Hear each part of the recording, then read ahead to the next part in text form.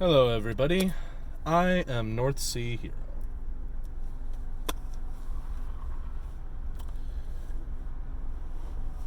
What is in that channel name, North Sea Hero?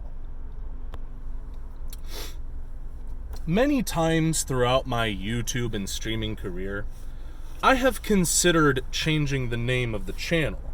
Also, as always, hashtag not sponsored, because of a few things. Number one, the North Sea is a real location on Earth.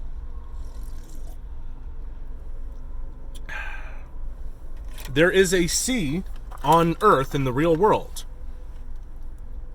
called the North Sea. Several countries border the North Sea. Several countries have coasts on the North Sea.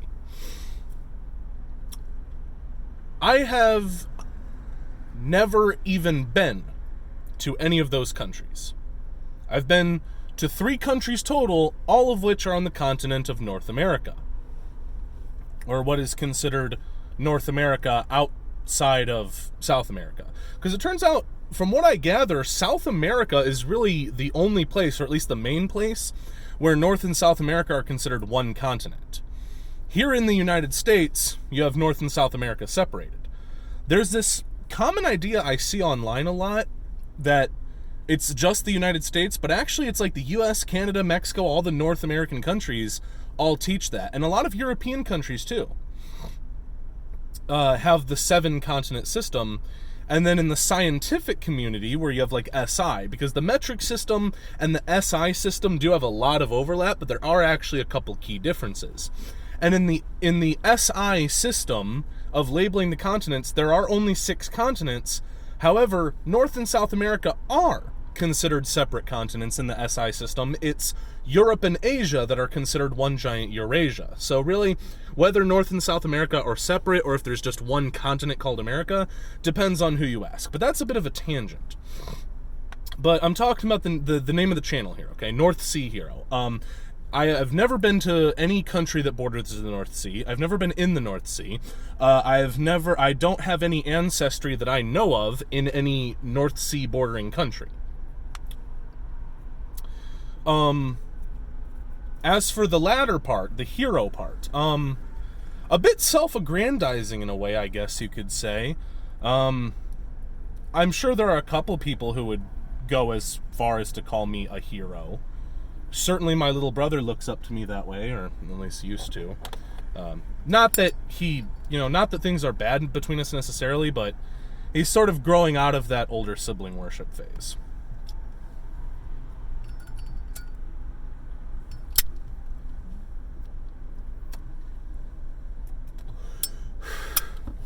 Truthfully, the channel name North Sea Hero is actually just one giant video game reference.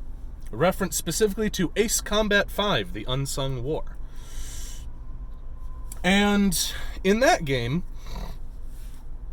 long story short, there's this myth about a demon that comes from the North Sea. This game takes place in sort of an alternate world with like stand-ins for the US and Russia. Instead of US, you have the Ocean Federation, and then instead of Russia, you have the Yuktobanian Republic. But so it's a demon that, rains death upon the land, slaughters people, and then dies, but after a period of slumber, it returns as a great hero. And this myth that is like this in-universe myth about the demon of Rosgries is very central to the plot. And like your characters, there's like these parallels drawn between the myth and your characters as you progress through the game's storyline. Ace Combat 5 was my jam as a young teenager, okay? It was like everything that I made, every online account was some kind of reference to that game. That game was my obsession back in the day, okay? My absolute obsession. And this channel, actually, a long time ago, used to be called Rosgries the Hero. But eventually, I was reading about the Angry Video Game Nerd and how his name was originally, in the very early days, he called himself the Angry Nintendo Nerd, but then he realized he couldn't trademark that because it had somebody else's trademark in it, so he changed it to the more generic Angry Video Game Nerd. I had a similar idea. I had grand plans for the channel, and I was like, oh, I'm not going to be able to sell t-shirts with someone else's trademark on it, so I'll change my channel name to North Sea Hero. Now, by that time, I had already made a secondary channel called North Sea Demon, which was meant to be less family-friendly. So as I was trying to think of a name, I was like, oh, well, I'll just have North Sea Hero as the channel. The ironic thing is that my Twitch streams are very not family-friendly. I just take off the language filter. But, yeah, it's still called North Sea Hero. So that's like my channel name. That's my online presence, my online handle. I am North Sea Hero. Even though I've never been to the North Sea, and calling myself a hero is self-aggrandizing at best. But the reason I'm talking about this is because this is a Ricochet video, and I am responding to Insane Cherry Paul's video about names. My real name is Mark James, and then I have another middle name and a last name. Not going to go that far.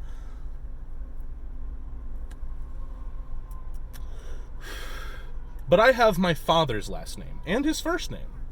My father and I have the same first and last names. We just have different middle names. He has one middle name, so he's Mark, middle name, last name. I am Mark, two middle names, neither of which are his last name. So he's Mark, middle name A, last name. I am Mark, middle name B, middle name C, last name. When my parents first got divorced,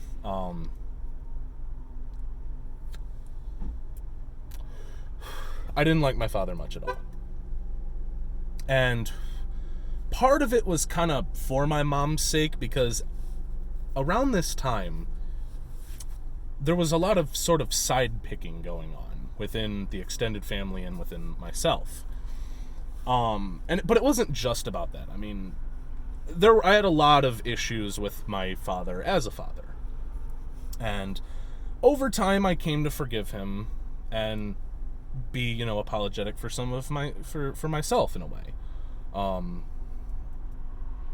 And we eventually patched things up. We're cool now. My father's not a perfect person, to put it mildly, but we're on good terms. So, Dad, if you're watching this, I just want you to know I love you, and I still consider us to be on good terms at this point. Good enough terms as people, but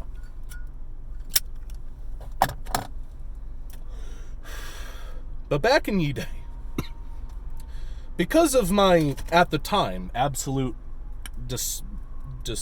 despisal, I don't know if that's a word, because of how much at the time I just despised my father, I wanted to change my name, because I had his first name and his last name. I still do, actually, but at the time I also did. And I wanted to change my name. And I was going to change my name, and I was actually going to even skip over my mom's maiden name, because she has her maiden name back now. I was even going to skip over her name and just go straight to, like, my maternal grandma's maiden name, which is my great-grandparents' on my mom's side, like, mom's side. So, full maternal line. I was going to go back up to my great-grandparents on the full maternal line side and take their last name. Eventually, over time, I patched things up with my dad, and I decided I'm fine with the name I have. Although I am now going by Tony, because we're going to be moving, and we're going to be going to a new area, and I'm basically going to take this as an opportunity to sort of start over, because I've changed a lot as a person over the past several years, even compared to, like, my early 20s. I'm 25 now, going into 26, and even compared to my early 20s, I have changed so much as a person that it still kind of boggles my mind. And this one's going to be another long one, too. This one's going to be another, like, pretty decent-sized video with everything I want to talk about, because I've already gone on a couple of I've already gone on one tangent, and I've gone a little deep into one of the main subjects regarding names. So, regarding names, I wanted to change my name as a way of really just severing the final tie to my father. And now I'm kind of glad that I never really got around to it, because I had sort of decided that I wasn't going to at one point. I was like, you know what? I don't need to change my name to sever ties with my father. I can just make this name my own. Make Mark my own. Nowadays, I do plan on going by a nickname. I'm going to introduce myself as Tony, because I'm going to sort of start over as a person. Not even necessarily start over, but just start a new life experience in a new area as the changed person I am. Part of those changes involved finally going to therapy and getting on antidepressants.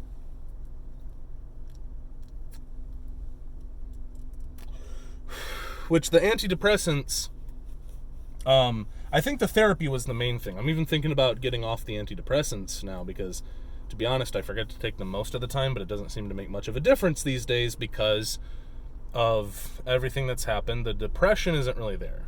There's still some anxiety. I might just need to be on anxiety meds. I don't know, but or like up a dose on. Basically, long story short, the therapy was the main thing. Now, to get a little more lighthearted, some of you guys may have heard a meme or seen this green text story. And if you're not familiar with green text, long story short, it's an image board thing. I want to say a 4chan thing because that's more recognizable, but there are a lot of other image boards, many of which have been around longer than 4chan, and it was a thing there first.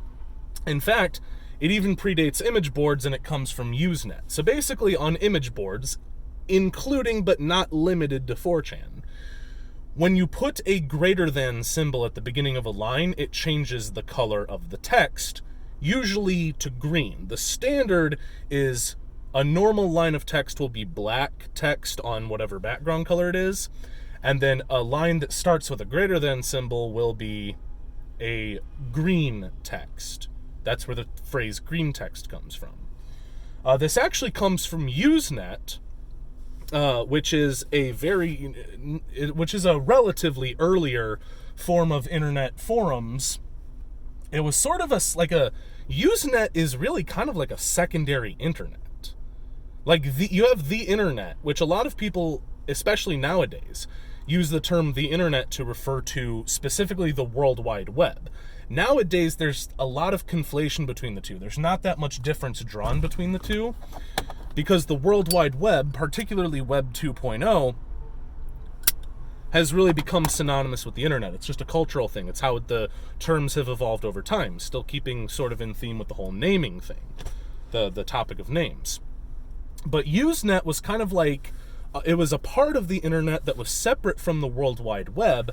It was basically a sort of message forum. It was almost like centralized email.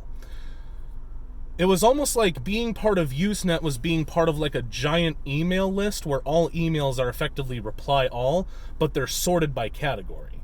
So you would have different Usenet categories, super like category dot subcategory dot subcategory dot subcategory, and then that would be a list of messages that were posted, which could have files attached to them, and that's how people would share media and messages and post to forum. It was kind of like an early forum system. It was like forum meets email meets the earliest prototype of social media. It was a big thing, particularly in the early to mid 90s and the late 80s, when World Wide Web forums started to supersede them in popularity towards the latter half of the 90s and into the 2000s, and then in the late 2000s, social media started popping up, and nowadays social media is the biggest. Social media and media services like streaming is the majority of the internet these days, and it all is basically on the World Wide Web. So the World Wide Web really overtook Usenet and Freenet and Tor in terms of popularity. But these are all sort of separate things that could be packaged under the name internet. Now, on so yeah, a bit of a tangent, but hey, at least it's related to the whole names topic. Now, green text stories. You may have seen a green text story on like Reddit r/green text, or just shared around screen caps of it, about a story in which a image board user claims that Persona 5 cured their autism, as they put it. And they talk about how they started writing down their social links with various people they met in college, treating it as if they were like acting like the protagonist of Persona 5, and treating it like, like that social link system was how they viewed their real like relationships with people in the real world. Side note, another little side tangent, but this one will be short. I find it funny that all of the video games I tend to get really sucked into tend to be the fifth numbered entry in the series. Okay? Ace Combat 5, The Unsung War. The Elder Scrolls 5, Skyrim. Grand Theft Auto 5. And now we have Persona 5. Specifically Persona 5 Royal. That was I never played the original Persona 5, also called Persona 5 Vanilla. But all of my favorite video games, all the games that I get sucked into and get obsessed with for however long, are always 5. It's always 5. It's always number 5. Ironically, the 5th generation of Pokemon was one that I completely skipped over and didn't seem to like at all. Had no interest in it. But yeah, Ace Combat 5, Elder Scrolls 5, Grand Theft Auto 5, Persona 5. There's probably some more that I can think of if I wanted to. But anyway. So the reason I'm bringing this up, the whole Persona 5 cured my autism green text, is because when I was going to therapy, one of the biggest topics that my therapist and I really got into is who I am as a person and what I want my life to be. Now, I have a lot of interests and a lot of hobbies and a lot of skills. I play guitar. I do programming. I've had various jobs throughout my life. And Paul mentioned in his video the idea of people identifying themselves, who they are as a person, by their occupation. I'm a doctor. I'm a lawyer. I am a bricklayer. I'm a construction worker. That is something I've never done. And I think part of it is because the longest job I ever had, I think I had for like 14 months or something like that. And that was in steel cutting.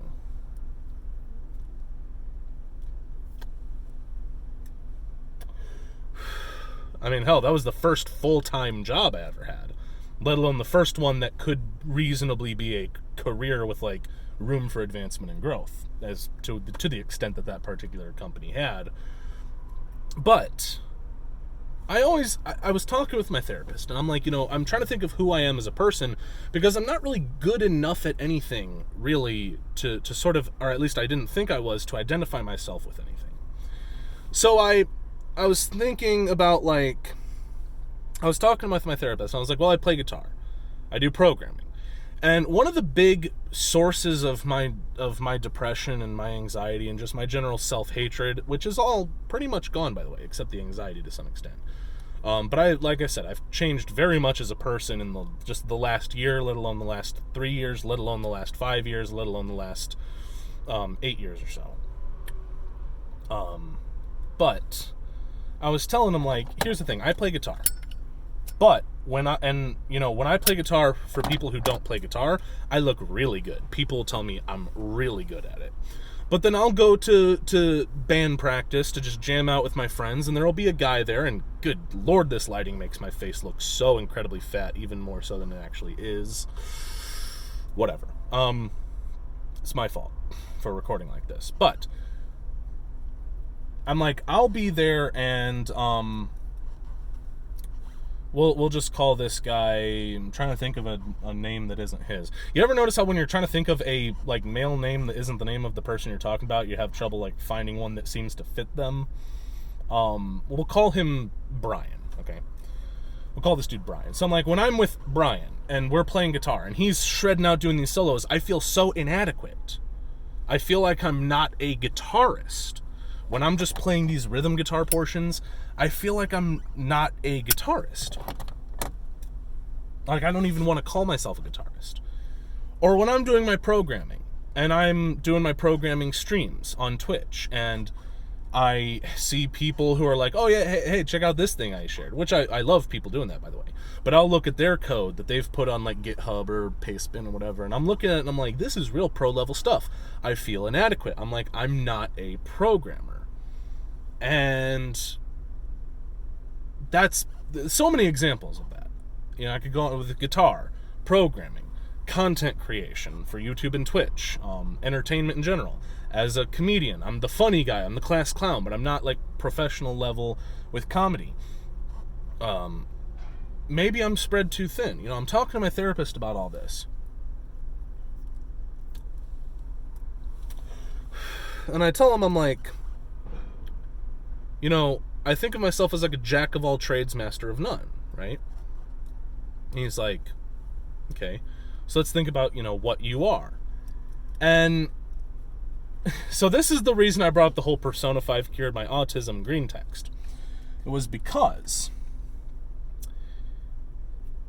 Persona 5, and I'll give you the short version, because I was actually talking to my therapist about this. I brought up Persona 5 to my therapist as a way of trying to explain how I was feeling to him. Okay, so that's the whole reason I brought up Persona 5 at all. You know, and that's what made me think of it, the whole Persona 5 cured my autism green text. Well, so I'm talking to my therapist about Persona 5, and just like I did with him, I'll give you the short version. The Persona series as a whole talks about the masks that people are forced to wear in order to blend in with society. And a person's persona, which are the sort of JoJo stand type beings that are summoned to fight for you, they are essentially your true self. The personas are what happens when you take that mask off. In Persona 5, this is very on the nose, because to summon them, they literally rip a physical mask off of their faces. But that concept of metaphorically taking off the mask that you put on in order to basically to participate in society, and accepting your true self, your shadow is the true self that you don't want people to see. Accepting that true inner self and weaponizing it is how you become a persona user.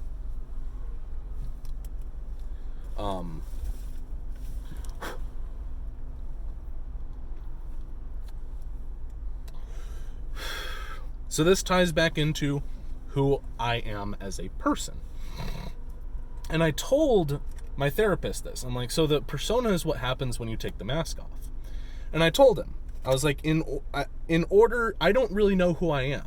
In order to fit in with various groups, because I've always had no problem blending in with social groups, right? Regardless of the context, whether it be friends from college, I was able to not necessarily fit in, but I was able to make friends with, to some extent, at least become acquaintances and socialize with everybody from like the super hardcore gamer nerds, the music people, the literary people, even the like high-end classy people who like work in jewelry stores and flaunt their money. I'm able to like socialize with them and get to know them and talk to them.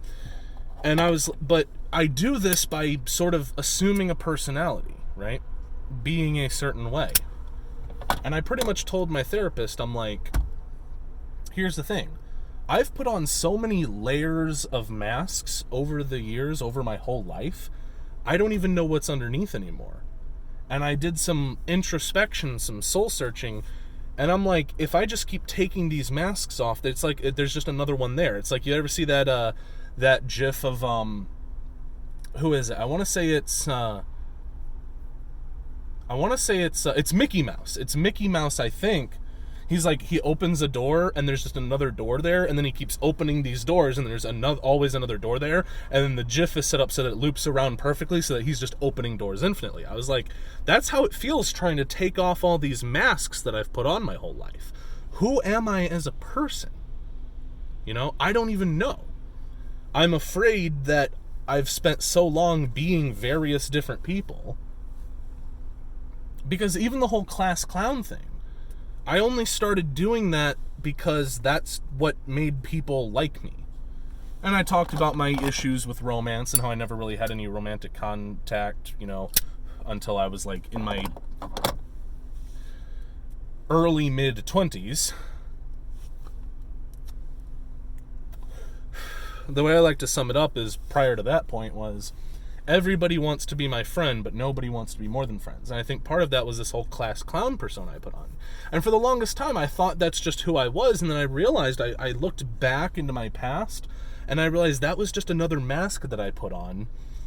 It's just that was sort of like my go-to one. So in the Persona series, most people can only have one persona because you have one true self.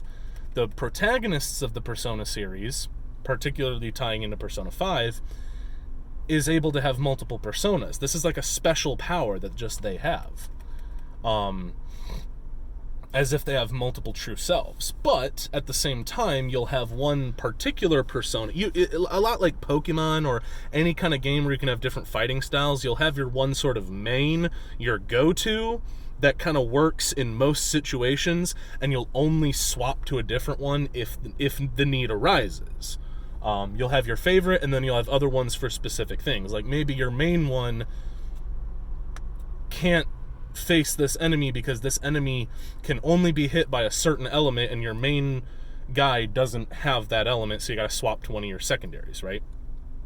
I realized that whole class clown thing was really just, it was like my main mask, but it was still a mask. It was one that I put on by choice a long time ago, because it was the one that got me the most success. It was like my catch-all, right? And I told him, I was like, I don't even know who I am as a person, what I can call myself. Because the guitarist, no, I'm not good enough to be a guitarist, right? I play guitar. I do programming, but I don't consider myself a programmer. I play games, but I don't consider myself a gamer.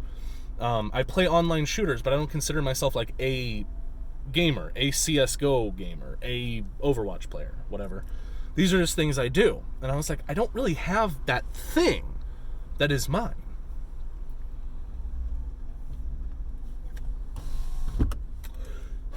But after spending a while working it out with my therapist, I decided that, much like the protagonist of Persona 5, who I am is a wild card. I don't have anything underneath the masks. But I don't need to. The ability to put these masks on for whatever situation I need, if I can accept that is who I am, and utilize that to my advantage, I think that's what's going to give me success in life. When you think about it, being able to be a retail worker, which is what I currently am for my job, kind of requires that in a sense, you know? You come in to work at a retail place. In my particular case, it is a gun store and shooting range. And you have to be able to come in and you're tired. You're pissed off about something.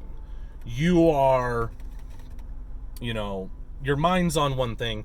But when you walk in those doors, you got to be able to put that mask on, that smiling mask. And you got to be able to smile at the customers and be friendly and be helpful to them. And a lot of people can do this. It's a skill.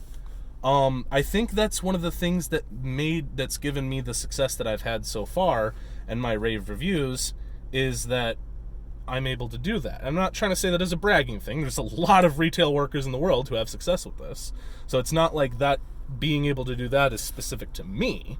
Also the fact that I work in a store that deals in like one of my favorite things, which is firearms, helps a lot.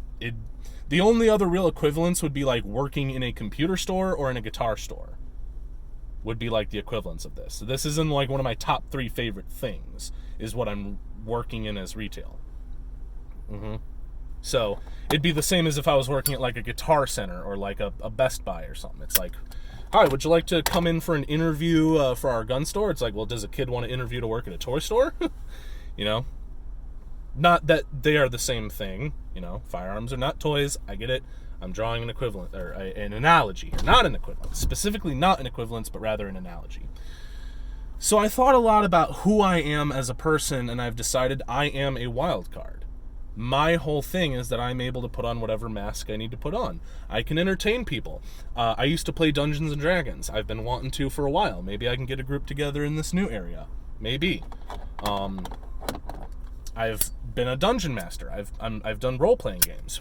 And I think one of the reasons I'm so good at doing like role-playing games, like tabletop RPGs, like Dungeons and Dragons, Call of Cthulhu and stuff, is because being a certain person is who I am as a person. I am effectively an actor. Even in my day-to-day life, I'm essentially an actor.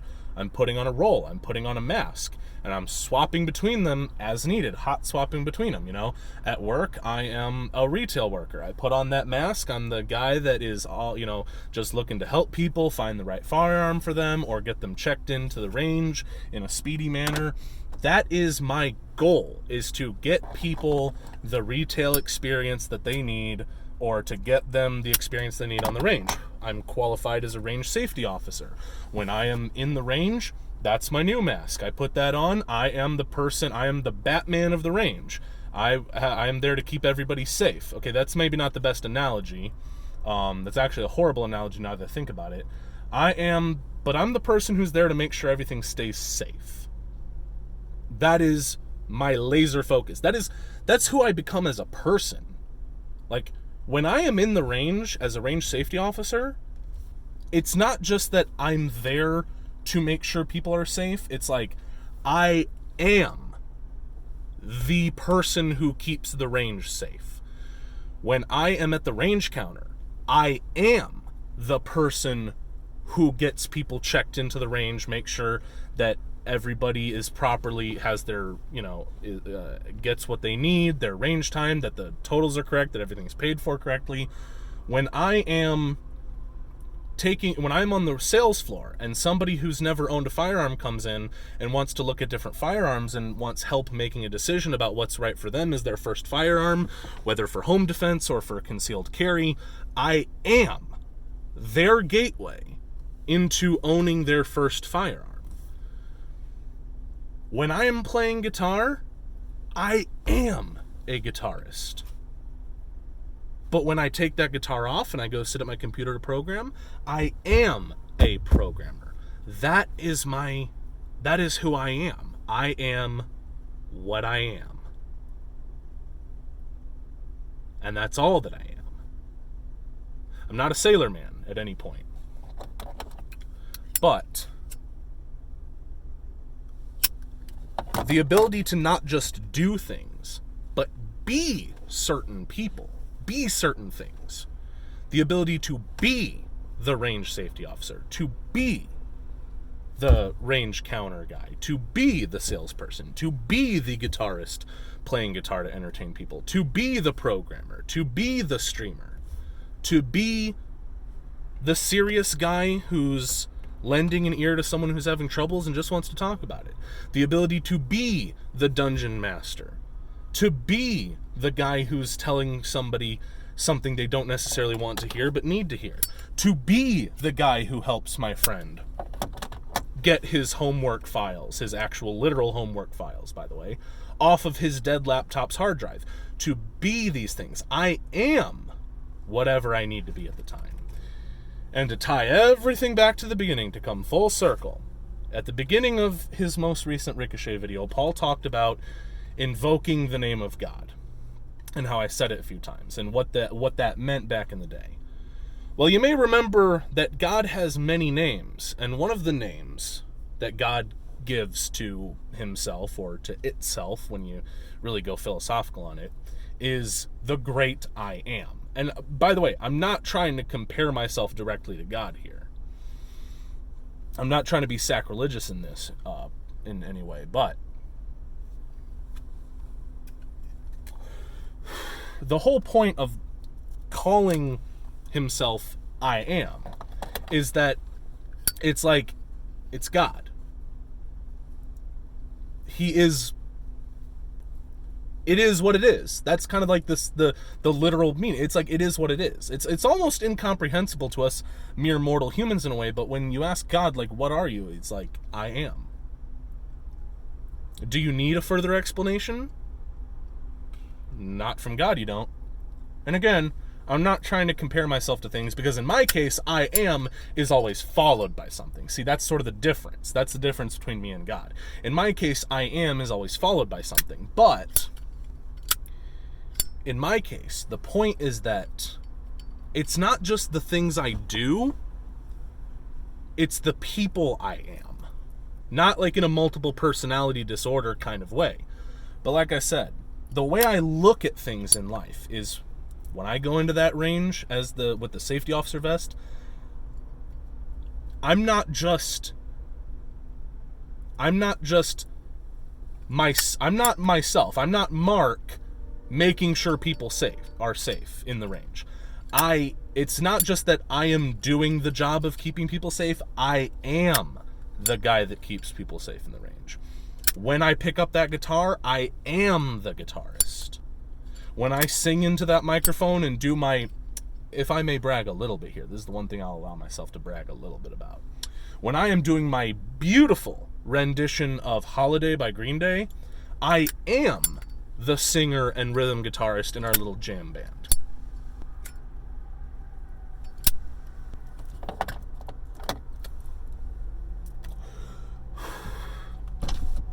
So when I ask myself, who am I as a person? The answer is, well, that depends on the time, the place, and what I'm doing. Because when I go in there and I hang out with my sister, I am going to be her brother, talking to her. When I go upstairs and start live streaming, I will be the live streamer. When I do my programming, I will be a programmer. But for right now,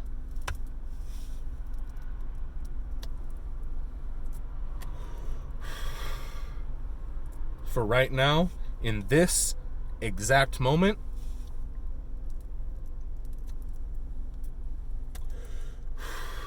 I am North Sea Hero. And I'm signing out.